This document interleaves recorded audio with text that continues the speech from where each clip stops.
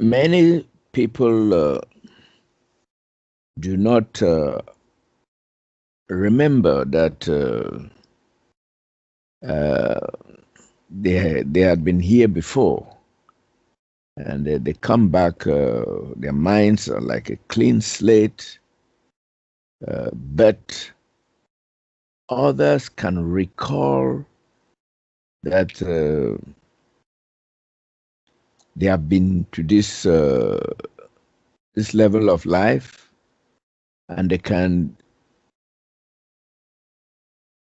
pinpoint where they lived the last life, and even call the names of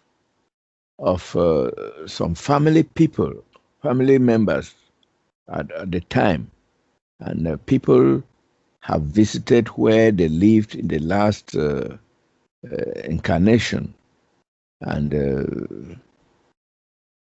uh, even met their family members and told them how they were called in the past life. So, what makes for these discrepancies? Some people can recall, some cannot. I don't know. It's really very simple. It's not necessarily a recall. It is your real awareness, just like it sees the lifetimes that it lived. And the memory idea, that's like a computer, like the mind. The memory idea. This is why in the causal realm, the Akashic records, there's only so much that can be stored there because you might say it has capacity in a way. But in the universal files, the real you have it all. So when the individual recalls that, I had a neighbor over here, a child, she recalled her, she was about 3 or 4 years old.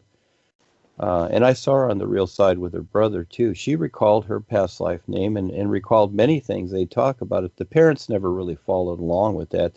Parents are just social, but the husband did a little bit. I knew him. He was a good guy. The wife, she wasn't really interested. But it's the real awareness that sees this, and from this angle here, viewing the child, it would seem like, oh, you have memory, recall, whatever. It's not the memory. It's the real awareness of the individual. And again, when I raised my daughter, that's what I focused on. If the educational system, which it won't, focuses on the real awareness, then things here would be completely different as opposed to what they are. But it focuses on the personal self and keeping people one-dimensional. In other words, even keeping all the 5 bodies into the physical body, and that's as far as it goes. This is why Paul started off to make it easy with people, because astral projection, or what you call bilocation, and eventually soul travel, is easy for people. They can, move about through the bodies because the bodies are familiar.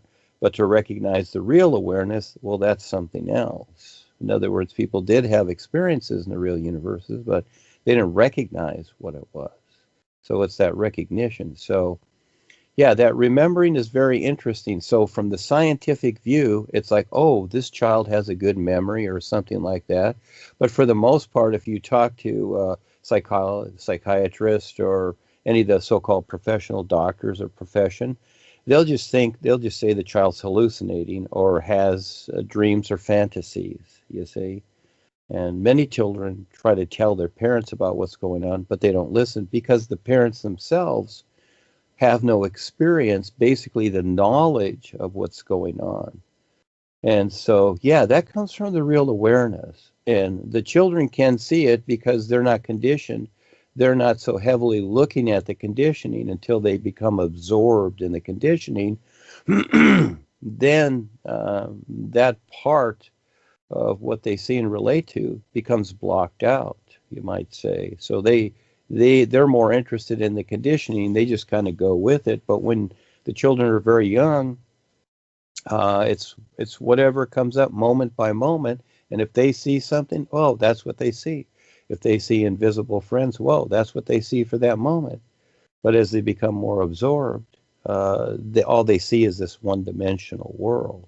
So, yeah, it's not memory like you think. Because again, the bodies are mechanical. Those are machines, like your car. They simply house information, just like the brain. It's a receiver. It's not alive. It just receives impressions. You see, there is a difference, but it's what you're aware of to recognize this. And yes, some people do recognize that.